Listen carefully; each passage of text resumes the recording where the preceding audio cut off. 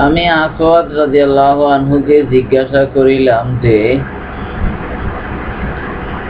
আপনি কি উম্মুল মুমিনিন হযরত আয়েশা সিদ্দিকা রাদিয়াল্লাহু আনহাকে জিজ্ঞাসা করিয়াছিলেন যে কোন কোন পাত্রের মধ্যে নাবিজ তৈরি করা মাকরুহ?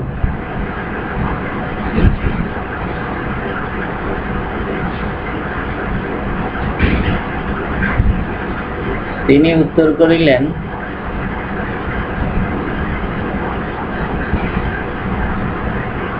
হ্যাঁ, আমি বলিয়াছিলাম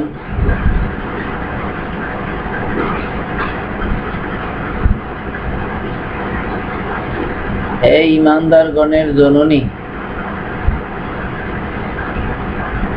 কোন কোন পাত্রের মধ্যে রাসূল পাক সাল্লাল্লাহু আলাইহি ওয়াসাল্লাম নাবিজ তৈরি করিতে নিষেধ করিয়াছেন। তিনি বলিলেন,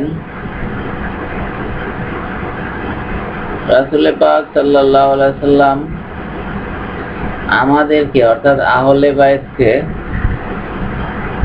দুব্বা ও মুজাফফাত নামক পাত্রে নাবিজ অর্থাৎ ফলের শরবত তৈরি করিতে নিষেধ করিয়াছেন।